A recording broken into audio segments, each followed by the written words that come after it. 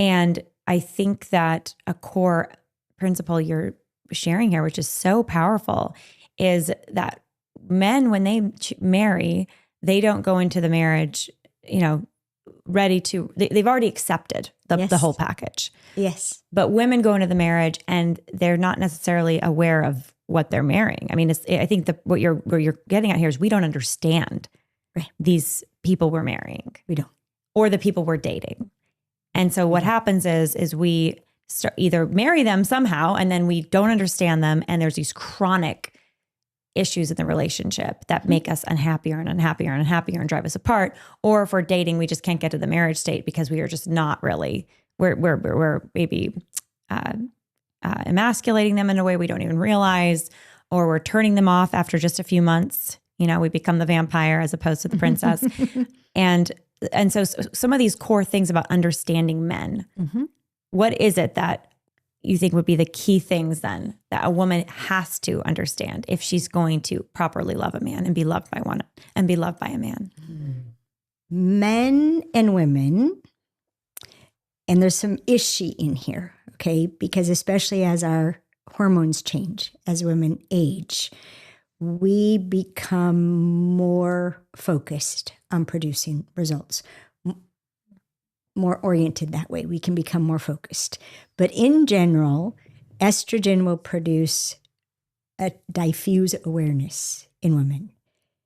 To men, we appear scattered. Put a man on estrogen, he knows exactly how he got that way. Our brains are configured to scan for safety. Am I safe? Am I safe? Are my children safe? Are we safe? Are we safe? No matter what we're doing, there's part of us that's paying attention to safety. That is not true for men. Single focus has them pay attention to, what am I going to produce next?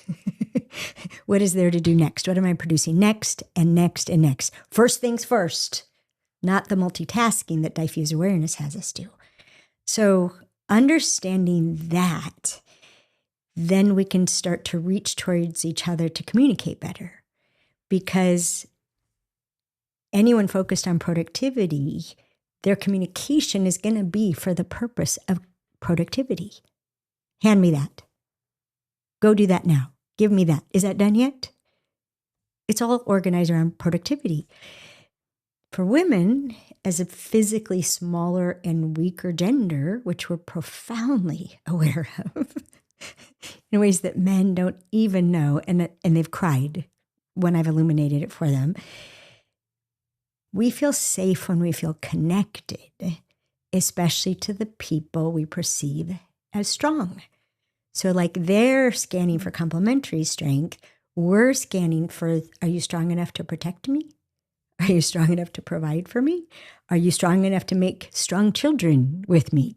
So we're scanning for that strength, but behind it is a fear that if we're not connected, if I don't feel like we're connected, you're going to use that strength against me. So I have to keep trying to make sure we have this feeling of connection, to know that I'm here and you're going to save me from the tiger, whatever the tiger is today, even the one in my head. So we're like on auto redial to connect and connect and connect. And it causes problems. It causes problems because they're single focused. Try connecting with a wall. And that can be an interruption. It Us is being like, connect, and they're just like, yes, yeah. Yes. And this is why I would call, we say we have opposing instincts. That do you seek security and productivity? Oh yeah, we got her done. We got her done. We nailed it. Yes.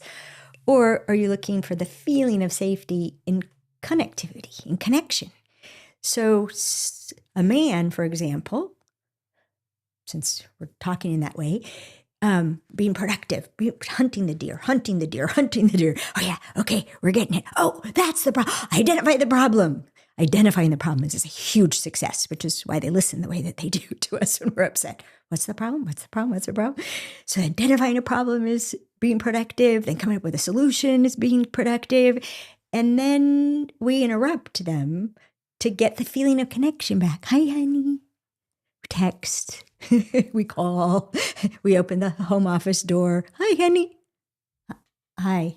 If they even lift their head. And then we went to get connection, and our attempt to connect was rejected. And now I'm even less safe than I was before. He's mad at me. No, he's mean. Is he mad? He's mean, or is he mad at me? Or why didn't he look up? Was it because of what I said to him this morning? And we spin out. We spin out trying to figure out the why. But we don't come up with accurate answers because we answer our why questions with why a woman would have done that. Wow. And that's where the drama, all the unnecessary drama comes in. Yes. Because we think they're reacting the way we would have, or that bad best friend that hurt us, or whatever, that woman that, whatever. And it's not even not just the male experience. It's not even just it's not just even that we think it. We're sure of it. And we'll tell them, you did this because of that. No, I didn't. La, la, la, la, la, la, la, la. And they turn around and walk away. Why are you walking away? And if he were to articulate, say, because this isn't worth doing. You can't hear me. I can't be heard. I can't win here. This is a waste of time and energy.